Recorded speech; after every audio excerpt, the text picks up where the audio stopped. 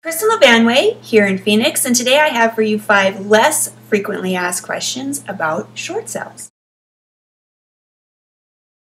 My CPA said that since I'm $200,000 upside down in my house, I should short sell it. Can I do this? Well, it depends. If you're in a hardship situation, if you've lost your job or you're struggling to make those payments, then it might be an option for you. But if you just don't want to be $200,000 upside down in your house, probably not. Although here's a strategy, true story that I've heard. Somebody was upside down in their house, and related or not, they decided to take a 6-month trip to Europe to kind of find themselves. And when they got back, they contacted their bank and said, hey, I've been out of work for 6 months and I want to short sell my house. So it worked for them, but it's kind of a drastic measure. Remember, short sales will take a toll on your credit. You have to move out of your house. So it's not sort of a whimsical decision for sure.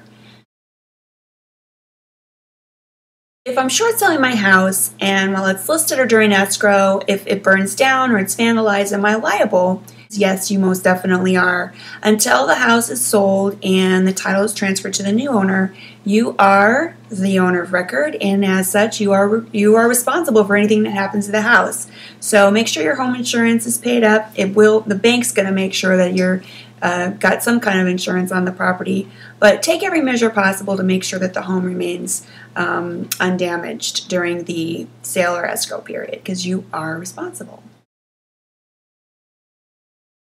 Can a family member or friend buy my house in a short sale and then sell it back to me? And yeah, this might make sense to you. You're $200,000 upside down in your house, and you've decided, you went on the trip to Europe and you just called your bank and said, hey, I'm going to short sell my house. You figure this way, you've now got a principal reduction of $200,000. The only problem with it is it's fraudulent and the banks aren't going to be too keen on it. Most deals these days require you to sign an arm's length transaction that states that none of the parties are related to each other in any way, shape, or form. So, it's that same rule of thumb. If it's too good to be true, it probably is.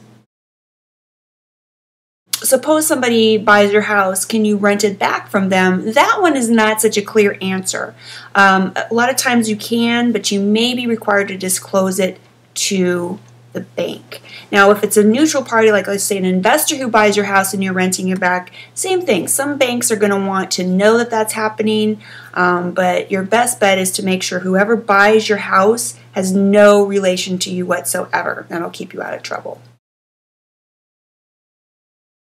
The bank wants me to contribute some money to the deal. Can they do this? And the answer is, of course they can. The bank is basically doing you a favor by allowing you to short sell the house. They're taking that loss and getting you a break. Basically, they're not foreclosing, they're doing a short sell, which tends to be less damaging to your credit. But they can make the rules of the game. I mean, it's their game to play. If you have a purchase money loan, first mortgage, then the chances are they're not going to ask you to contribute. But if you have PMI, which is mortgage insurance, if you have a second mortgage, if you have refinanced in any way, shape, or form and taken cash out, then there is a good chance they may ask you to contribute. Could kill the deal if you're not able to do that, and chances are you're not. You probably don't have the funds laying around to do that. But sometimes you can negotiate sort of a compromise. Maybe the buyer can contribute more money, or you can sign a promissory note, although a lot of times that doesn't make sense either. So my recommendation to you is, if the bank is proposing that you make a cash contribution, make sure you review it to make sure that there's no tax consequences, that that maybe if, like in Arizona, we have anti-deficiency laws. Maybe that aspect is better. Make sure that you're talking to a financial expert about whether or not to contribute cash in the deal. But yeah, the bank, they can ask for whatever they want to approve the deal. I really, really like my stove, my ceiling fans, etc. Can I take them with me after my short sale? Okay, that might make sense to you. You're not making any money on the sale.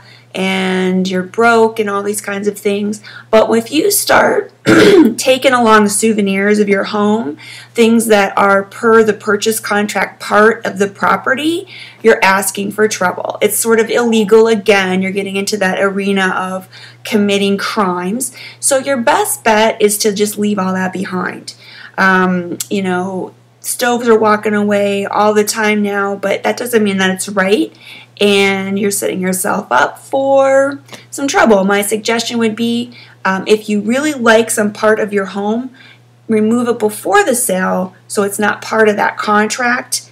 And in other words, if you have like an antique stove, remove the stove prior to listing the property. Go on Craigslist, get yourself a $60 special, slide that in, and then you're good to go. I hope that the answers to these 5 less frequently asked questions about short sales are helpful for you. If you have any other questions or comments, I, as always, would love to hear from you. Shoot me an email at kristen@hereinphoenix.com and make it a great day.